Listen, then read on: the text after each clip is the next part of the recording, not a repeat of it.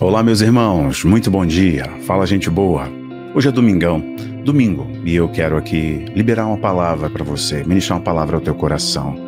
O Senhor cuida de você, e o Senhor nos mostra o caminho para sermos cristãos genuínos que aprenderam com Ele.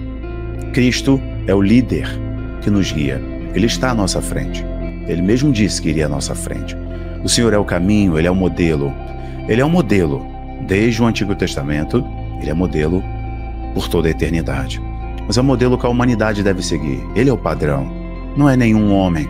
E não devemos nos relacionar com Deus por mera mentalidade consumista, por aquilo que Ele pode fazer, por aquilo que Ele pode dar. Mas, quando a gente descobre quem Ele é e como devemos segui-lo, temos direito a todas as coisas. Cristo é o modelo, Cristo é o exemplo, e Ele cuida de você.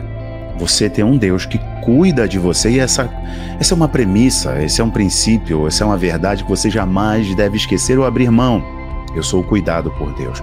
Aí onde você estiver me assistindo agora, escreve aqui nos comentários: eu sou cuidado por Deus. Deus cuida de você. Cristo é o modelo, Cristo é o exemplo. Vejam, o escritor aos Hebreus, lá no capítulo 2, do versículo 12 em diante, ele nos dá a clareza de que Cristo é o que lidera a adoração. Ele é o exemplo dentre muitos irmãos que lidera a congregação a encontrar com o Pai, porque Ele é o caminho, Ele é a verdade, Ele é a vida, Ele é o rio da vida. Inclusive, essa verdade está lá na palavra Adão. Ele é a verdade, Ele é o rio que flui. Bom, Ele é o sangue que nos religa a Deus, o sacrifício que nos religa a Deus e perdoa os nossos pecados. Mas a chave aqui dessa palavra é: Ele cuida de nós. Se você está sofrendo, se você está distante de Deus, se você está apanhando muito, e esses dias têm sido dias difíceis, guarde essa palavra aqui no teu coração, porque Ele cuida de você. E permita ler rapidamente com você um texto. Marcos, capítulo, estou com a minha Bíblia aqui, Marcos capítulo 9, e eu amo o livro de Marcos, né? Marcos, já falei isso para você várias vezes. Marcos capítulo 9, do versículo 14 até o versículo 32, mais ou menos, tem um registro de um milagre de Cristo. E são muitos milagres, certo? E aqui é um milagre que os discípulos não deram conta, não conseguiram operar. E os discípulos faziam muitos milagres, expulsavam até os demônios. A Bíblia diz que em determinado momento Jesus dispensou os discípulos. Ali naquela missão dos 70, eles saem com uma palavra, vão de 2 em 2. E eles vão com uma ordem de Cristo para curar os enfermos, expulsar os demônios, fazer as obras do Senhor. É um estágio para esses discípulos. E eles saem. Quando eles voltam, eles dizem: até os espíritos malignos se submeteram a nós quando falamos o teu nome.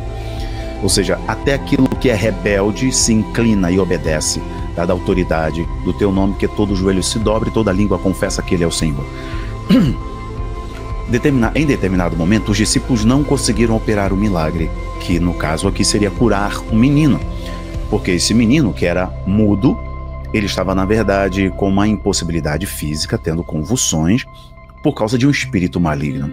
Marcos capítulo 9, versículo 14, conta a história. Quando chega no versículo 20 e 21, diz assim: então eles o trouxeram um menino, estava o espírito mudo.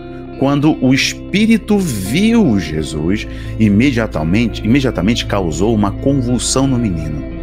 Este caiu no chão e começou a rolar e espumando pela boca.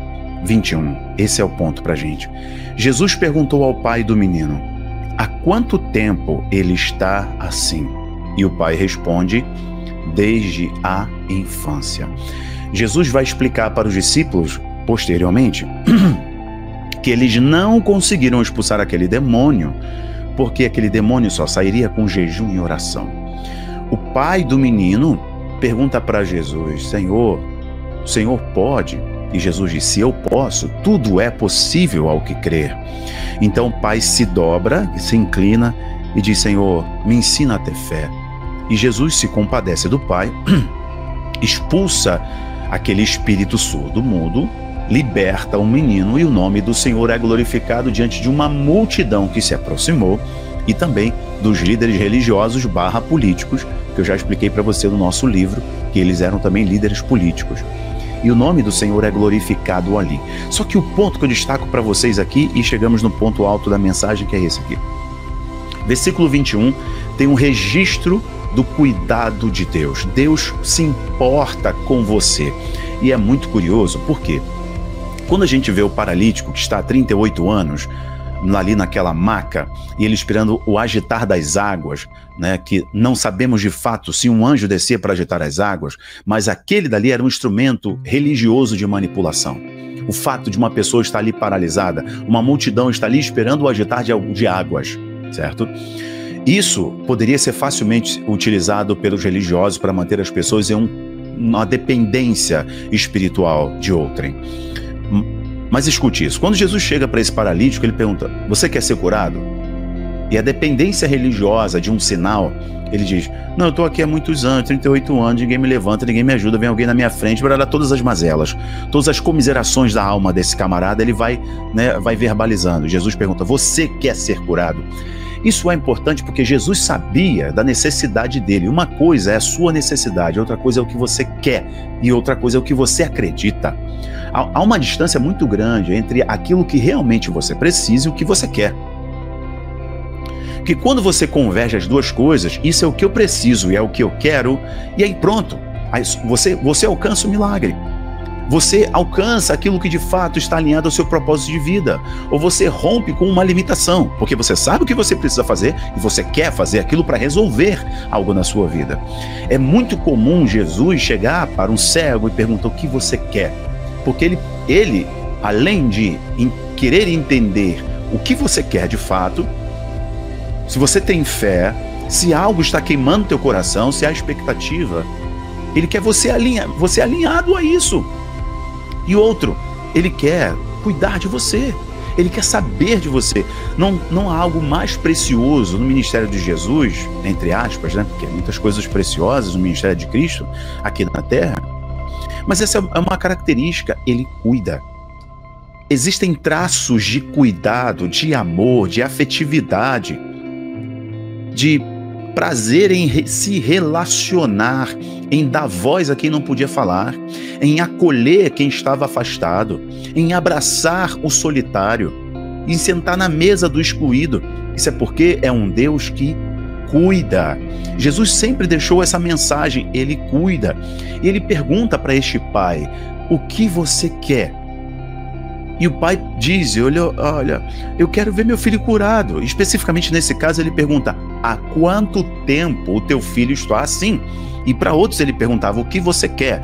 Para o cego, é óbvio que o cego quer ser curado. É óbvio que o paralítico quer andar, mas ele quer se relacionar, ele quer saber da sua história, ele quer saber do que você tem passado, ele quer que do seu coração, do seu interior saia e essas toneladas que estão na tua alma saiam. Então toda vez que você estiver diante de Deus, fale para Ele, clame a Ele, entra no teu quarto, fecha a tua porta, fale com o teu Deus que está em oculto, Ele vai te ouvir. Clama a mim, responder-te-ei, anunciar-te-ei coisas grandes e firmes que tu não sabes. Achega-te a mim e eu me achegarei. Tá vendo o que o Senhor quer? Ele quer cuidar de você, mas para isso você precisa falar, tirar isso de você, entregue para Ele. Ele está falando: olha, o meu jugo é suave, o meu fardo é leve, aprenda de mim, tome de mim. Eu tenho algo leve para você e Ele quer cuidar da sua vida. Para a gente concluir aqui, lembre de uma coisa.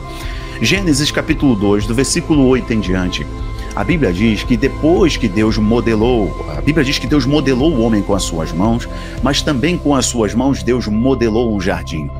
Deus plantou um jardim. Gênesis capítulo 2, versículo 8, diz que Deus plantou. Gente, plantar aqui Deus foi o jardineiro. Ele teve o prazer, ele teve a vontade, ele quis ser o jardineiro. A tudo ele deu ordem, modelou o homem e o jardim ele colocou ali. A Bíblia diz: ele plantou. Então a imagem que se tem de um Deus é que um Deus que cuida. Jardineiro não é só aquele que planta, jardineiro é aquele que também cuida. Ele delegou isso para o homem, para o primeiro homem, né? Isso se referiria a Cristo também. Então Deus que planta o jardim e Ele cuida desse jardim, a primeira imagem do jardineiro. Então vejam que coisa maravilhosa, e está no campo da revelação isso. Não é no entendimento normal, é além da letra. Então, Gênesis capítulo 2, versículo 8, Ele é o jardineiro. Ele é o que plantou e delegou ao homem o cuidado, certo? O primeiro Adão. O apóstolo Paulo vai nos dizer que Jesus foi o último Adão que não pecou, foi obediente, um servo obediente. Eu comecei dizendo para você o texto de Hebreus, que ele é o exemplo que nos lidera em adoração. Ele é o primeiro de muitos irmãos. Então o primeiro Adão desobedeceu, caiu, pecou, levou o mundo ao pecado e afastamento de Deus. Portanto, este Adão deveria cuidar do jardim que o primeiro jardineiro plantou.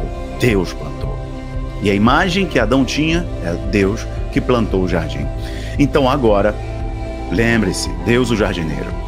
João capítulo 20, do versículo 15 em diante, ou do versículo 1 em diante, vocês vão ver o momento em que Jesus morreu, e era o terceiro dia, os discípulos estão chorando. Então Maria vai até o túmulo. Quando ela chega no túmulo, a pedra tinha sido removida. E ela está chorando, achando que tinham roubado o corpo de Jesus. E quando de repente ela olha para o lado, tem alguém. Ela não identificando Jesus, porque Jesus estava com o corpo ressuscitado, o corpo glorificado, né? E por isso que os homens no caminho de Emaús não reconheceram Jesus, porque o corpo dele estava glorificado. E é por isso que quando os discípulos estavam fechados em um quarto, ele aparece no meio dos discípulos, ele passa pela porta fechada, porque o corpo dele está glorificado. Maria não reconhece Jesus, porque ele estava ali no jardim. E o texto diz assim de João capítulo 20, versículo 15. E o homem conversando com Maria. Maria não identificou, porque a Maria achava que ele era o jardineiro. Eu achei isso daqui uma pérola da parte do Espírito Santo, porque o pai, o jardineiro, que plantou o jardim para o primeiro Adão que desobedeceu, e o Adão deveria cuidar do jardim, eles foram expulsos do Éden.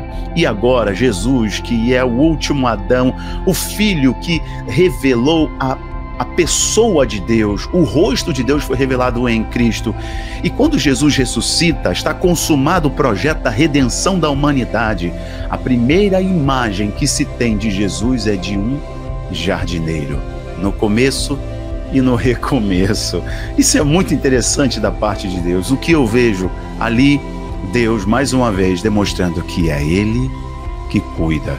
Ele cuida da sua vida. Entregue agora, entregue-se completamente a Ele. Deixe Ele cuidar de você.